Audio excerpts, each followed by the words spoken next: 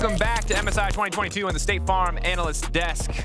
We're going to break down a pretty one-sided game. We built up the hype. We were excited. There was a Draven. The hype continued for a first blood and then was almost immediately deflated. You know what I realized? Tell us. Lucian right now is Draven with a dash. Yeah, kind of. Especially with Nami. That's really what that game felt like. The Nami obviously pushed it over the edge, but when you have an item lead, when you have an Imperial Mandate Nami, it literally feels like every little tiny super fast shot is just a giant Draven axe. That's how powerful he looked in that game. When he E auto, Q auto, you don't expect it to do as much damage as it does. It's all of the health. But it's, yeah. All I'm saying, Skins team, I know this will look terrible and you're going to hate me for saying this on air, but can he have a gun that shoots axes? Just a question. Yeah. Just a thing to think about in this Nami Draven meta. Preferably a Nami Draven like synergy skin where they both shoot axes maybe. I don't know. Things to consider. But luckily, you don't have to worry about what I consider anymore because Vedius considered Xiaohu's roams pretty good. You like that transition? I did consider them good. That's good. Daniel, thank you. Why, Vedius? Why did you consider them good? So one of the things we wanted to try and highlight was some of the ways in which Xiaohu was impacting the map. So if we could bring up the first replay, this was a really impressive play where Xiaohu does what Jett was basically talking about during the draft phase, which is dropping waves or looking to roam. This is the very first one of the game where he completely sacks a wave, mainly because Wei knows that his red buff has just been stolen, and he noticed the Wukong doesn't have red, so he moves into the enemy topside jungle to see if he can steal away some camps. And then in that window, he also looks for a roam up towards the top side. As the wave is starting to stack up, they are able to get this kill. And this is just the first of many roams that we start to see from Xiaohu. Yeah, he didn't lose much for this one because you notice when he left, the Victor did not have that much mana. So even though the wave was crashing, it wasn't going to fast push into his wave. So he was able to base, get all the way back to lane and really not lose that much. And then we could jump into the second play, and he basically does the exact same thing, where he, once again, ignores the mid wave, and he uses this very small pocket of it. If we could very quickly pause it, if you guys have a look at the minimap, you'll notice that there's actually a lot of vision that the Jax has around the top side of the map. But the one pocket that there isn't vision is exactly where Xiaohu moves into, and then the moment he's in range to ultimate, and you can roll out the clip now, that he's actually able to get that punish off. And I think the thing that sucks the most for Gigu is he uses his first flash to get out of a bad trade against Bin, immediately ganked. He uses this flash for an all-in, immediately ganked. I mean, you just cannot get more unlucky than that. And the crazy thing is, this didn't stop, because I have a third one. Okay. So this one, it was just Galio. He just literally lane ganked. He ran in through the bot lane, doing the exact same thing, playing with Wei, shadowing Bin, and basically looking for an opportunity. And at this point, he's kind of waiting for a counter gank, but he doesn't even bother with the counter. He's just like, hey, we can just commit to this. Jax has just used his E, flash into Taunt, sets up for the easy kill. He was just a monster in this game, and he was literally all over the map.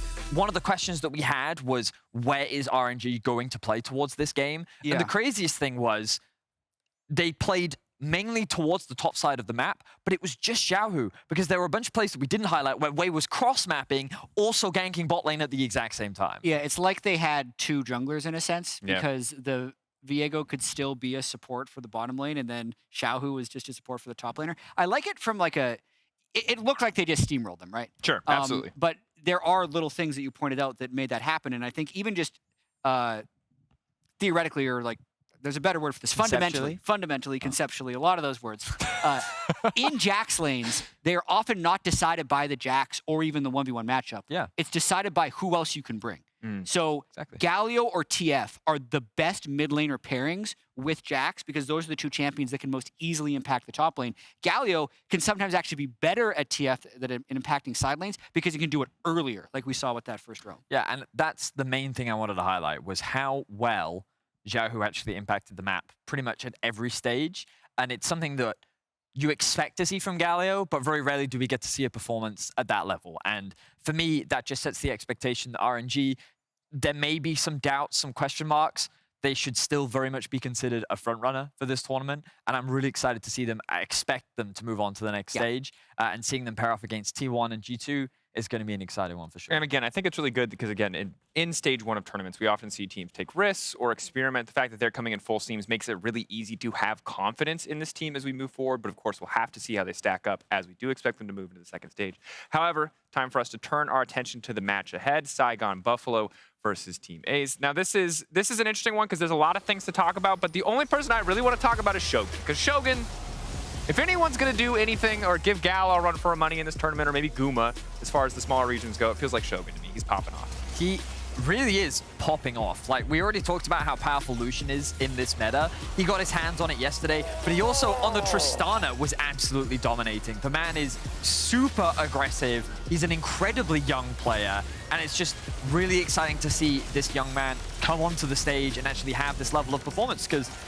often what we'll say about rookies is the expectations are high, and then often rookies can't deliver. There were no expectations on his shoulders, and it feels like that he is over-delivering on what this team was coming into this tournament. Well, and no expectations from us, and it's hard for me to say how the VCS felt, but again, this is not their first seed. They lost their final. So the fact that he's able to show up and take kills in a lane phase against T1, that he's able to carry games against DFM is, I mean, it's just truly impressive. That goal difference is just ridiculous. He's dumpstering. Yeah, there could be something to the level of kills that happen in the VCS. Their combined kills per minute is always higher than every other region.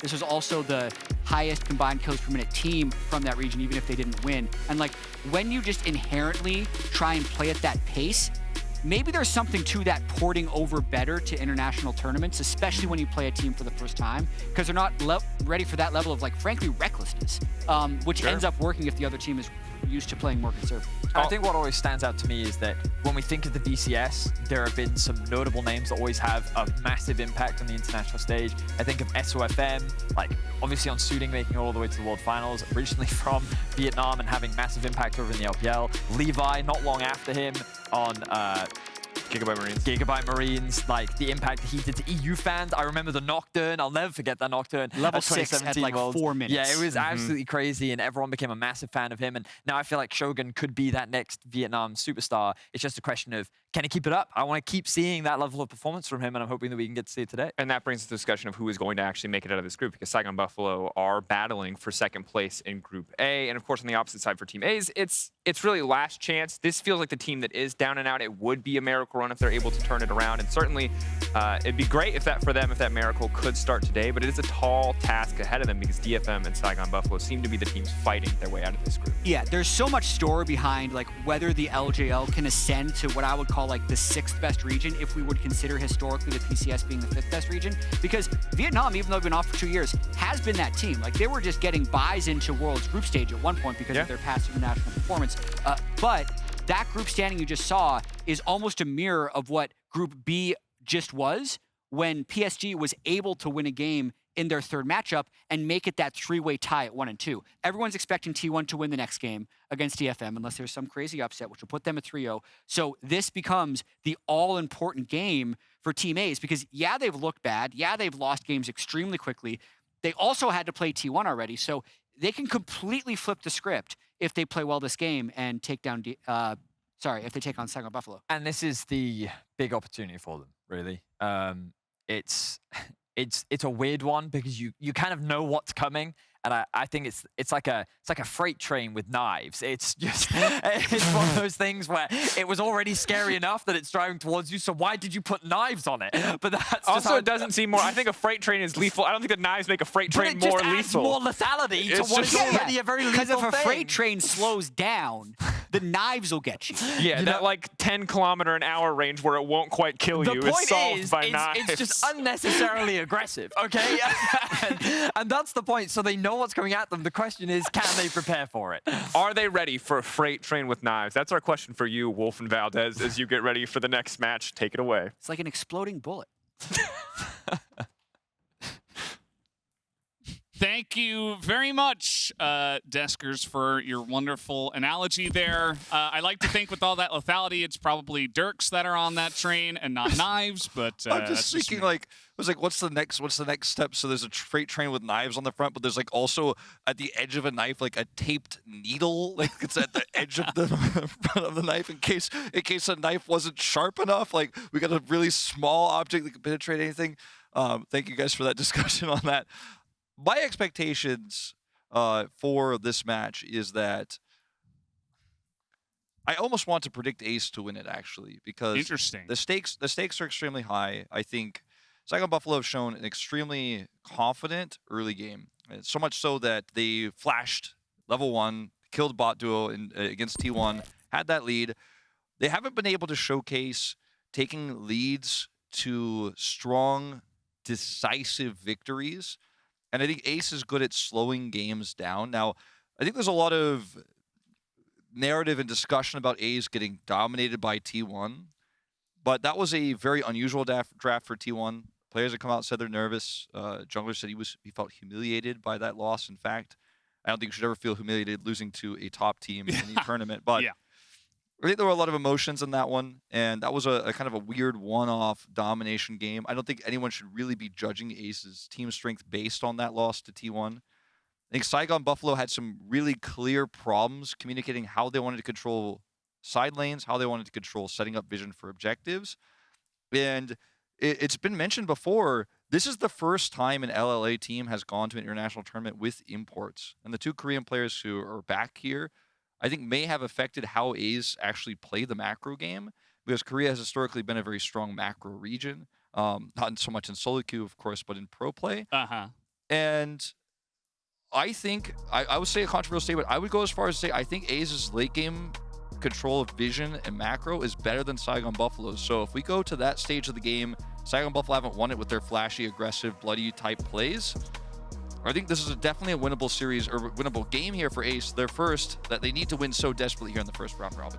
Yeah, I mean, you don't want to go into the final day of your games 0-3. So certainly it is a very extremely important game here for Ace, just to give themselves a decent shot to potentially challenge DFM for that second place spot. I think we all have T1 right now at first place, especially based on how they've gone. But let's jump into the draft right away.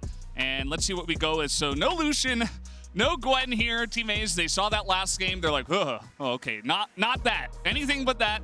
And that's what they'll start with. See if Froggy gets his Ahri, because that's been a really pivotal pick for him. And of course, they do have blue side first pick priority here. So I think A's will have to take that one away. And there it is, off the board, straight up. So will the focal point once again be in the bottom 2v2? The Lucian is removed. So that's not a pick you can go to early on. But Saigon Buffalo in some ways pushed out of their comfort zone a little bit here. Not going to let the Ahri through, not going to let the Lucian through. Gwen for the top side. It will be Twisted Fate instead, the pick up here for Froggy. Another pick he's very well known for.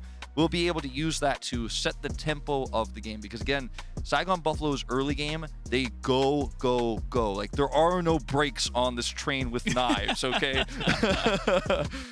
Yeah, I mean, why would you have brakes on that thing? You need maximum potential. But yeah, the TF will be met with the Galio, and Camille is still available. So if teammates want to go for something like that, they could straight from the get-go. TF Camille, also a combo that can get a lot of side laning done.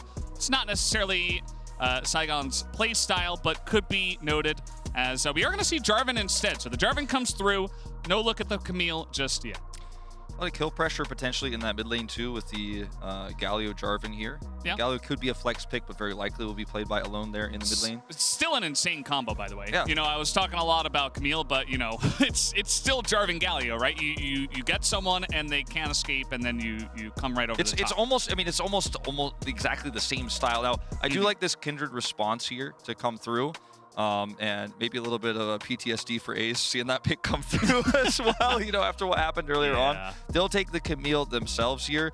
And Camille Twisted Fate is also an extremely strong combo to control the top side of the map. Now, it won't be as easy when you have a global Galio to follow you.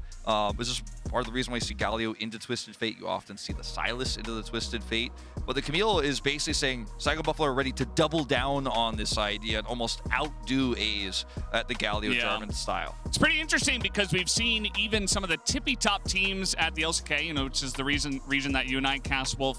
They have struggled to perform the macro style that you have to perform with a combo like TF Camille. It is very difficult. It is not a, we're going to press our ultimate buttons and try to kill you in a 5v5. It is, we're going to try to pull you apart. We're going to try to play side lanes. And again, I'm curious to see if Saigon can actually pull it off, because it is not easy for many teams. And it is not a style that Saigon Buffalo, like with the Camille side laning, for example, that they've shown us really executed well so far this tournament, which was the point I was making earlier, is you might run into a macro problem.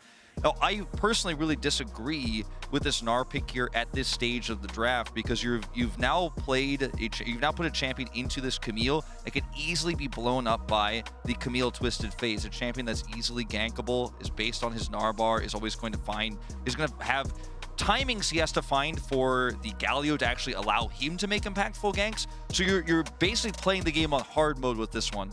And very much so, I think they're going to have to pivot to a more team fight focused draft here in the later stages. Well, we see no AD carries picked and already a bunch banned on both sides. So no Xayah, no Ezreal, which are very safe picks. And then on the other side, no Kalista Tristana. So both teams are banning the AD carries that suit the composition, and Saigon Buffalo have identified that this is going to be a pivot to a more late-game scaling, potentially. Ezreal is very much able to escape from the aggression that you'll see from the Camille, can poke away when the Kindred ultimate goes down, then finish off that damage. So very terrifying late game. And then obviously the Xayah that can ult away from the Camille is another great pick, so you're removing the safety there.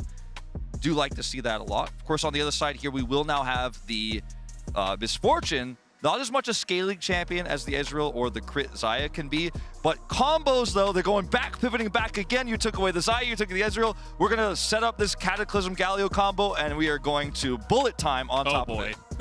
And take a look at this. I mean, with all the AD carries off the board, they just say, okay, well, Ziggs can go down there, can handle that lane against the MF just fine. And if you are out of range of all of the combo that Team A's have, you can throw your super mega death bomb on top of the Camille Hextech ultimate and stuff like that. So definitely very combo-y on the side of SGB as well, with some survivability elements. There is a possibility to build very tanky into the Ziggs and have a strong front line with this Jarvan, of course, and the Galio to make it difficult for the Ziggs to have follow-up damage outside of his ultimate in team fights like this. What you're going to lose with this pick is a lot of sustained damage in these longer team fights. Doesn't work as well around Kindred's ultimate, but she's going to have that range damage. So in a way, she kind of shores up some of Ziggs' weaknesses because she is herself somewhat of an AD carry in these later fights. Renata going to come in here, I think, in part due to the fact that they have to deal with the insane Ziggs push. She helps clear the wave pretty well. She's going to be able to stave off of some of that pressure. But this draft really swung back and forth several times, and what we ended up with at the end of the day is what is going to be an extremely high kill game. I think it is going to be extremely brawly. It is going to be non-stop action. It's going to be a high kill game. It's going to be all about combos. Who sets it up better? When does the Hextech ultimatum come down? Does the Gnar bar, is it timed correctly? This is what I was saying earlier, very difficult to pull this off, whereas Hasmed, he presses R, his ult goes off, the combo goes down, the Ziggs bomb goes through. Lonely, he's gonna have to manage his Gnar bar, he's gonna have to position himself well, he's gonna have to try to flank. These things are very complicated to pull off, but arguably can be more impactful if he can do it. And this game is going to be so exciting. This might be the best game of the night so far. Yeah, I mean, it's really cool just going from the drafts and knowing the way the play styles of these two teams. I think we could have a really fiery game. Also feel like, you know, Saigon Buffalo, if they played it really just with a lot of finesse. There are so many ways to abuse side lane pressure. There are so many ways to use the Ziggs for wave clear and say, no, we're not going to fight you. We're just going to sit back. Kindred's going to slowly build up stacks. Camille's going to be split pushing. TF's going to be right there with her potentially, or in the other lane. Just a lot of ways to really take over the map in that way. Whereas Team A's definitely, you know, 5-man fights, they might just destroy you. You know, even the Renata Berserk, you have the Camille running into you, you have the Kindred in front of you, the Leona, a lot of targets for Straight to be very annoying with that Renata Glasc against. And yeah, this is going to be just an awesome game. You can tell from the drafts. The Renata Glasc ultimate as well, layered on top of all this, is just, it's pretty brutal. As Atlas would put it, there's a lot of circles here. There's a lot of wombo combo setups. Yes. It is going to be a game of AoE, CCs, and follow-up damages. Like, between the bullet time from 5-Kid, Shogun's ultimate as well. Like, the sparks are going to fly when we hit those mid-game fights. Yeah. But obviously, for the time being, of course, you know, we are seeing a ward placed here so they can track Dimitri's pathing. And by the way, guys, we do have our featured matchup, Mercedes matchup here. We do have T1 up against Detonation Focus Me in the next matchup. So presented by Mercedes-Benz, Zeus rather versus Evie. Definitely do not want to miss this. It is going to be a sick top lane matchup and just a great game in general. Yeah, you know, I'm not going to talk about it too much because we're going to cast it later, but I am very excited to see if Zeus doesn't get to go up against his Urgot there in the top lane. Really exciting to watch. Might be banned away. We'll get to that later. So Froggy, mentioned it before, really likes Twisted Fate, very proficient on the champion. And, you know, in this early laning phase, can put off some harass, can be very annoying into the Galios. Taki's going in and going out. I had to do the color caster thing where I'm like, Yeah. in case, just in case, Valdes, I'm giving you the keys I mean, yeah, to the microphone here. We've seen this happen before. Now, look at this pathing from Dimitry. He went from red to bot, okay? He is ready to party, okay? Level 2. Calling out to all you party people out there, he is getting in. As Dimitry, level 2, they have been fully baited here. Level 2 is hit by the bottom lane of Saigon, but it does not matter.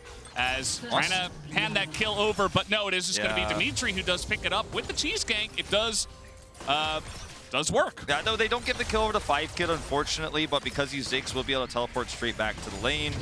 It's still picking up a kill for Dimitry. It's going to make his follow-up ganks a lot more powerful, but this is the kind of move that makes me feel Aze have a really good understanding of their opponents. They prepare well for games like this and have set plays that have been extremely successful in the 2v2s. Taki once again.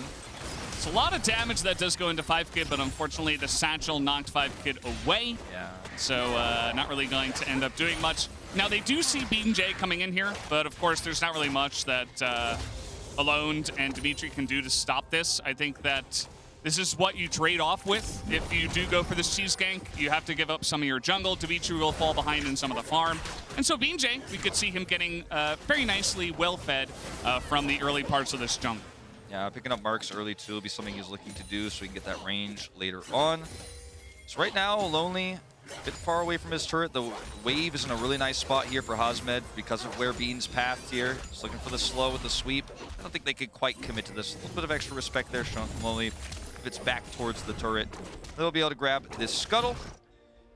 So this is a really aggressive style of gameplay we're seeing from both junglers, kind of threatening lanes, not committing necessarily. Dimitry got that early kill, lost some of the farm, as you mentioned. But you can see both teams are respecting the fact that this game could open up at any moment. And so the observers are showing like, okay, it's almost a moment, but it's not going to end up being one because it's just so tense the way this game could shift on a knife's edge in the early parts of it before we even get to that Wombo style later on.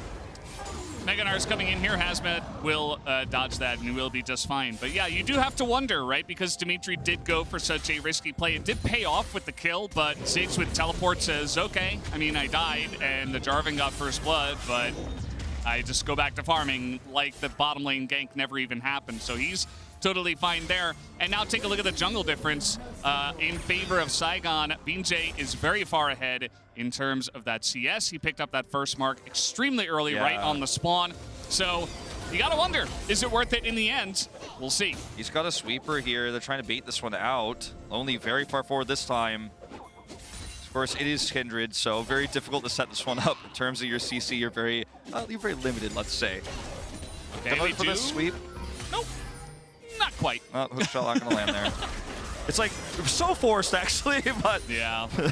Lonely showing the respect. Oh, he's flashing. He's going for it. I don't know if it's gonna work. It's not, but you know, he went for it. Okay. He definitely did, and you know what? There was definitely some miscommunication there. The wave is now crashed, but he's flashless. And you know what? The biggest winner of this is Dimitry, because he's like, all right, that was weird. He's up there, he's flashing for the gank, but doesn't do anything. I'm going to go ahead and take away all of his jungle. So this is actually a huge win for him. It's going to really narrow the gap in terms of the camp clears that he was very far behind and will be able to take their Krugs away. Actually has a really nice opportunity, in fact, here down on the bottom side. See if this works out. We still have flash available, and teleport is going to be used. And here comes Froggy as well. They're trying to turn this one. Do they have the damage? Huge satchel is going to get Dimitry into the back line, and he will be going down. Give that kill over to Froggy as a really nice turn comes in from Saigon Buffalo. Yeah, really nicely played. Froggy comes over immediately to set this one up, and just don't have at this stage of the game enough damage. You have a little bit of CC, obviously, with this Jarvan pick, but it wasn't set up with Alone. Flash again. I don't know about this one. They have that Ignite ticking, but the damage is coming through. 5-Kid and Shogun will go down at exactly the same time with only the supports left to fight. Here comes Alone. He does have the Predator on this Galio. They're trying to get on top of BeanJ and take him out, and they should be able to quite easily. The last hit will come over to Straight, unfortunately, as he is now 2-0-1. Yeah, that's the really unfortunate part about this is the Renata is actually the one with the bounty here. So not only do you have the 2 kills on the Renata, she's not giving any of that extra gold over the big gold to the Miss Fortune, but also she has a bounty on her head right now. She's a fragile champion. She gets picked. That also is going to be, it's much easier to pick her off in some of these upcoming mid-game fights. Not a good thing. I really like the turn here from Taki. They set this one up. The teleport's coming through from Camille as well, but it's really the Twisted Fate that's the most important part of this. And look at Galio. The rotation is so extremely slow here on the side of Aze that he's just not able to do anything. He doesn't actually commit to his ult, goes back at the first part of this, because if he matches the Twisted Fate rotation, which is the reason why they picked the Galio in the initial part of this draft, then things go a lot better. So obviously we do have this trade here. Better trade for Shogun. He picks up the kill, getting that Ziggs online. Where's the kill going into the Renata? Not as impactful. Yep, at least able to pick up an extra one here, as this is going to be the second mark that is picked up by BeanJ at this point in time. Has not been able to kill Dimitry, so he does not have that champion mark just yet. But he's looking to get aggressive at least, as we have another fight down on the bottom side.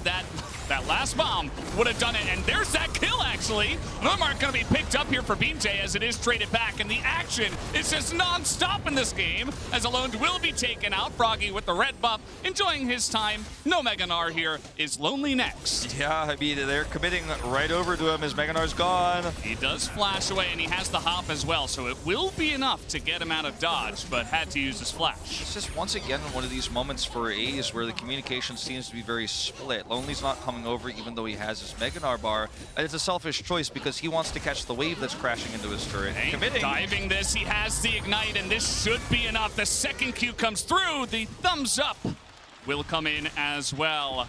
There's not much you could do about this one. You can't give that wave up. You have no hop anymore. You had to flash earlier. Really nice play from Hasmed to follow. Dimitri's going to try to catch him on the recall. He should be in that brush, as he is going to be spotted now. Dodges the flag and drag. The hook shot available. As just hit level 6 actually is Dimitry, but just barely not in range. And knows BeanJ is very likely nearby. Oh no, this is potentially a dead Jarvan. The slow is going to come through. One more hop, and here comes TF as Froggy will be the one to scoop that kill. And more action, of course, in the bottom lane as the stun comes in to stop the bullet time, and Shogun gonna pick up another kill. This is a play-by-play caster's dream. Oh boy. 11 kills in 9 minutes here. I said it was going to be bloody, but I was mostly talking about some of these 5v5 team fights with the combos and some of the setups there, but this early game has been so bloody because the junglers have been so involved in the bottom and top lanes, but it's also double global mid laners here. And once again, Aze a little bit slower on the play. And I said earlier, I thought their vision and their late game control of the map was really good, but they are being outclassed in the early parts. Okay. BeanJ, he's being chased down here. He's able to sneak that Rift Herald as he will flash the wall and get to safety. Froggy, he's trying to help out as actually Dimitry traps himself in the own Cataclysm, as now the stopwatch will get so much value. Froggy's still alive as he has the Kindred ultimate on the backside of that, and this is just going all wrong for Team Aze. Saigon, Buffalo are cleaning up. A scrappy game. Valdes is what we are watching right now, and Team Aze seems so desperate to force these fights to go in their favor. They had the opportunity in the draft to pivot to a scaling bot laner and try to play a little bit slower, move away from this. We're not done yet. I'll make a point after this. Rift Herald's going to crash down. Straight's coming over here. I'm a little bit worried, but they do walk away. They do respect it. They had the opportunity to change up their draft. They did not. They went into Saigon Buffalo's hands here. And Saigon Buffalo is the better team at these scrappy early games. They picked a Gnar into the Camille. Lonely gets picked twice. This is exactly what I was talking about in the draft. This is a champion that needs his Gnar bar to survive these moments. He hasn't been able to do so. His jungler hasn't always been on the same page. They've been a little bit disjointed. And this is going to happen very likely again. Lonely might be okay. He's got some help coming in, but he just gets chunked so fast, and Alone is just 5 seconds. 5 seconds away from that ultimate to potentially save him, as Dimitry going to miss the flag and dragon now. Again, 0-3 on the Gnar, not able to side lane against this amount of pressure from the side of Saigon. There's a colloquial term we use in the LCK for this. We call it the orange buff. when the jungler comes up on spawn rotation and picks up the orange buff. And we will have the Everfrost, of course, picked up here, the MasterCard Mythic for Froggy. But Camille Twisted Fate is the duo that you and I actually coined the term orange buff for against Gnar, because it's just so easy to pull this off. And that's why I really didn't like the pick in that game. And then you also went into this Galio with the Miss Fortune in the game like this, and so you've not gone towards late game team fighting with a Gnar type front to back team fight style. And I mean, this draft was a little bit all over the place. Didn't know how well Saigon Buffalo was going to be able to punish it, but with the lack of coordination that Aze is showing in this early game, I mean, this game is almost over, because we're talking about late game Ziggs, we're talking about Camille side laning. Remember when I said, like, Saigon have so much room to play with so much finesse and, you know, come out here and play side lanes? They were like playing a concerto on the violin. They took their violin and just began smashing the audience with it over their heads, quite literally, because they don't need to play with finesse. They just actually smack them down in the early game. And now they have a 5,000 gold lead at 12 minutes. They're using that Ziggs and his turret taking power so well. They're able to take down the mid turret at 11 minutes. There's 2 plates that are already down in the top side. And if they group up, it looks like they want to fight over this X-Tech Drake. They don't even necessarily need to. They could probably just go top and take another turret if they wanted to. But it looks like they will prioritize the Drake instead.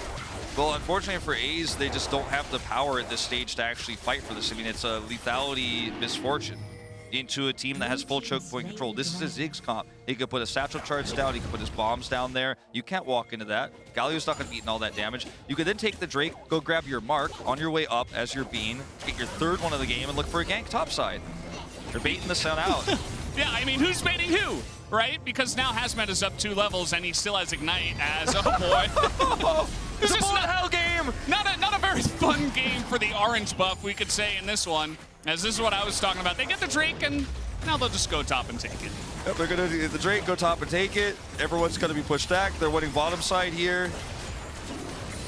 And Galio is going to get the taunt off, but he doesn't win that one. It's another turret.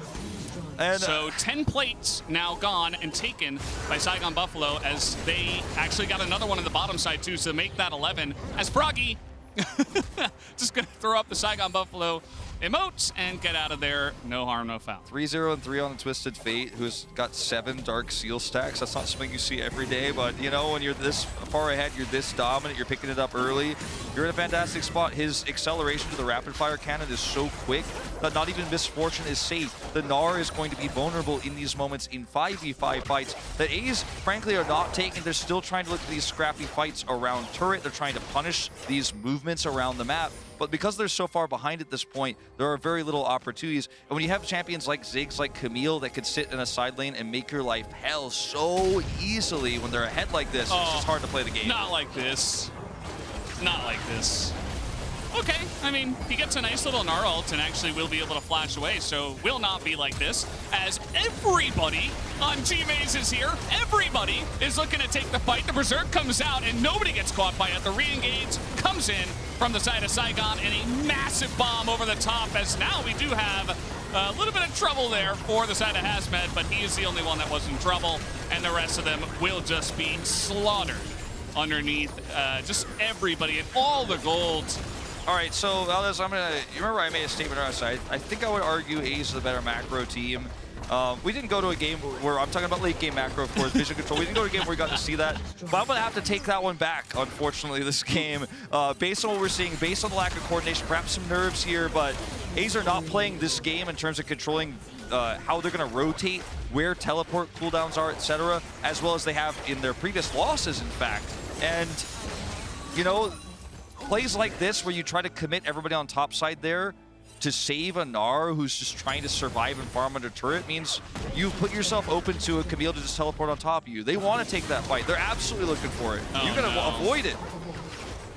Yep, that's the end-to-end. And, you know, we talked about the TF and how far ahead he is. BeanJ now has 5 marks on this Kindred already, 15 minutes into the game. And yeah, this might just be a formality at this point, guys. I mean, there's not too much else to say. They're just taking every turret on the map. I love the tempo that Saigon Buffalo are playing with. And I mean, this is what you love to see out of our Vietnamese team. You see it all the time when Ziggs has a lead. You know, he could push so quickly. You just group up as 5. You take turrets off the map surgically, one after the other, while just tossing out your abilities. You're just Q, Q, Q, Q. Yep. You have your Leandri's burn damage coming through. You're so far ahead in levels that one Q takes out half the health bars of almost anybody. You ult, you force a flash, you ult, you might kill the enemy AD carry straight up if she's not at full health. And soon, even if she is. So it's just an oppressive style, one that Aze needed to prevent. And then we could talk about the Galio combos with bullet time, then we could talk about the Gnar bars, then we could talk about all these other things, but it ended so quickly. Saigon Buffalo controlled it so well that this is not really even a game anymore. Yeah. Again, I think that Saigon Buffalo were just better at responding to some of those early game tempo plays, and the second they got ahead, it was like a non-stop freight train with knives on it and needles attached to the tips of the knives. Really impressive stuff from them. Now 12,000 gold ahead, and Team Aze, they're not giving up without a fight, that is to say. We have seen teams in the past just kind of get this far behind and then try to go for a turtle and look for the super late game, but Team Aze still looking for some of the fights. Not sure if that's going to work out for him. We were talking about the Dark Seal. We do have the Magi's finished already here for Froggy, who is really enjoying this game. He's building Lich Bane as well, just to add insult to injury. And I mean, the freight train is now like a bullet train, but it's also got like a space shuttle's worth of rockets on the back of it, so to help it go at the maximum amount of speed. It's a 12,000 gold lead pre 20 minutes, pre 18 minutes we are looking at here. Yeah, Saigon are like, yeah, we see you, T1. Maybe we can outdo you. And, remember they played the Kindred? They played the Kindred, and now I think they're actually challenging for most dominant game so far at MSI. As 5Kid, it's not going to be saying 5-head after this one. He's just going to run away. You bomb the Miss Fortune. She can't be anywhere near this. He doesn't get to play the game, unfortunately, as that is going to be the end of straight. Hasmed over the top is going to take down 5Kid. Meanwhile, we have Rift Herald in the bottom lane. So just basically pushing everything as the stun will come in. Maybe Hasmed just a little bit over the top there. Maybe didn't have to dive into 5 of them. But you know, he's going to get a Rift Herald charge onto a Nexus turret, so it's okay. Oh, the Galio gonna miss. There's the charge. Yeah. Well, it's not looking too good here for Team Aze, unfortunately. Saigon Buffalo gonna be coming through with an insanely dominant victory. We'll see if they end the game here, or if they will show a little bit of... Valdes, they ended the game a few minutes ago, in fact. Oh, sorry. But the Nexus hasn't fallen yet. Yeah, that's the part where the victory screen goes up. But I do want to kind of bring this back to a more real setting here because, you know, like I said, like we've been discussing, this game will end in the next 5 minutes or so. But this is a really rough loss for Aze. This is a game that was basically a must-win for them. They're 0-2 at the end of and now going 0-3 at the end of this first round robin. Makes it extremely difficult because this group is essentially a 3-person group, like Group C, except you have less chances and only one person gets out, not 2. And, you know, losing like this, when you have DFM in your group, you have Saigon Buffalo in your group, it's almost like this loss right here means they're not getting out of the group. Now, technically, there is still a chance, of course, but given expectations based on what we've seen so far, it seems extremely unlikely. Yeah, BeanJ just going ahead and collecting the orange buff before he does continue on with the rest of this game. I think he did get his 7th mark there as well. Froggy just going to flash away from this one. We finally do see nice little combo coming in. They do get that immobile, awesome dude in the bottom side as Hasmed is just casually taking down the Nexus turret and just waiting for his slower teammates to catch up and join him on the onslaught. Just a quick little teleport back in. The minions are coming. And Aze know this one, unfortunately, is doomed. Yep, that's going to do it for this one, guys, as we do have Hasmed once again hookshotting in and looking for more. Will they collect their KDA or will they just end the game? They will just end the game. Down goes the Nexus. Saigon Buffalo with an insanely dominant victory over Team Aze. And now they are 2-1 in Group A. Shogun, that game was so fast. It was so quick. There was non-stop action. There was not even room to breathe. And I think that shot we just had with the coffee cup there and finishing it is like, oh, I could actually take a rest for a second because there was no slowdown for even one moment in that game. For Team A's, a tragic loss because this was the must-win game. This was the game you needed so badly. This was your most realistic chance to get some momentum in this group because you'll get a second chance of this, but it's going to be at the end when your tournament chances might be done by then even. And the rest of this group is tough. And this group in general is filled with extremely early game focused teams. DFM, love that early game. They're dominant in the region for that reason. T1, most dominant early game team in the world right now. Even though they're dominant at all stages of the game. And then Saigon Buffalo as well. They're the team that's going to make the aggressive plays. They're going to flash on you. They're going to take risks. And we just saw, that if you want to go toe-to-toe with their style in a draft like this, where you're trying to match Twisted Fate with Galio, your coordination is going to have to be cleaner than what we saw just then. And chances of getting out of this group, very slim now. Very slim. And finally, the players get a chance to have a breather, and so do we, and so do you guys, as we do have the other two teams in Group A, T1 and Detonation Focus, be taking to the stage after the break. We'll see you then.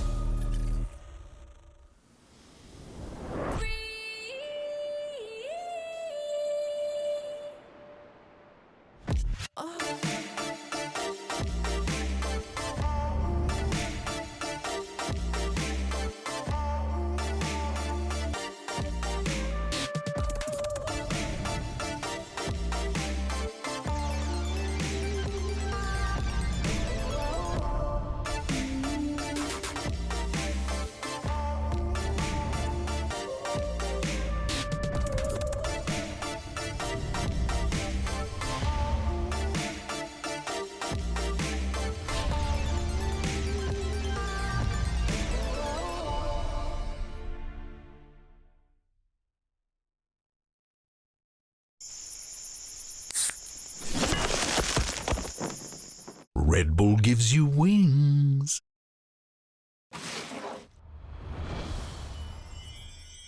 Red Bull gives you wings.